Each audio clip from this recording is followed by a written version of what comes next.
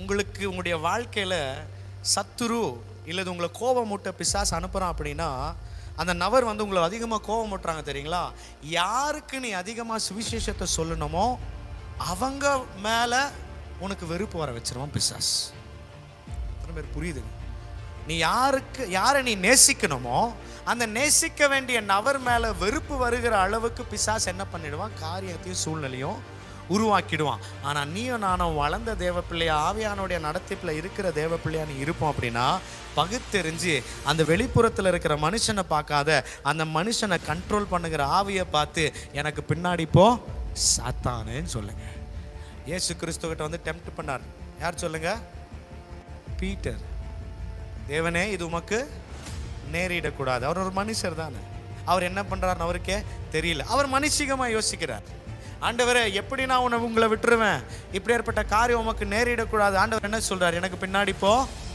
நீ தேவனுக்கு ஏற்றதை யோசியாமல் மனுஷர்களுக்கு ஏற்றதான காரியத்தையே யோசிக்கிற, புரிஞ்சுக்கிறார்.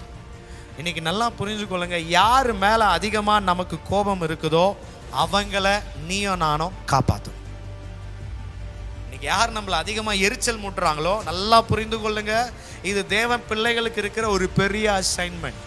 நம்ம வெளியில் போய் அந்த ஆத்மாவை தேடுறேன், நான் இந்த இடத்துல போய் அந்த ஆத்மாவை தேடுறேன், நான் வெளியூரில் போய் அந்த ஆத்மாவை தேடுறேன், நான் இந்த பக்கம் போய் அந்த ஆத்மாவை தேடுறேன். ஆத்மாக்காக அங்கே இங்கே 4 திசையிலாலேவும். நல்லா புரிந்து கொள்ளுங்க, யார் உன்னை அதிகமாக கோபமுட்டி கொண்டு இருக்கிறானோ, யார் உன்னை அதிகமாக அள வச்சுட்டு இருக்கிறானோ, யார் உன்னை அதிகமாக எரிச்சல் முட்டி கொண்டு இரிட்டேட் பண்ணிட்டு இருக்கிறானோ அவனை தான் நீ சந்திக்க வேண்டிய ஃபர்ஸ்ட் ஆத்மா. அவனை தான் நீ ஃபஸ்ட்டு காப்பாற்றணும். அவன் தான் ஆண்டவர் உனக்கு கொடுக்கப்பட்டிருக்க, அந்த நபர் தான் ஆண்டவர் உனக்கு கொடுக்கப்பட்டிருக்கிற ஃபர்ஸ்ட் மினிஸ்ட்ரி. அந்த நபரை நீ காப்பாற்றிட்டனா, அந்த நபர்கிட்ட டீல் பண்ணி அந்த நபரை நீ காப்பாற்றிட்டு அவரை மாற்றிட்டு அவரை நீ ஜெயிச்சுட்டு அவரை ஒரு தேவனுடைய பிள்ளையாக நீ மாற்றிட்டனா, இந்த ட்ரைனிங் ப்ராசஸில் நீ ஜெயிச்சிட்டனா, அதுக்கப்புறம் நீ ஈஸ்ட் வெஸ்ட் நார்த்து சவுத்து நீ எங்கே வேணா போ, ஆத்மா உன்னால் அறுவடை செய்ய முடியும்.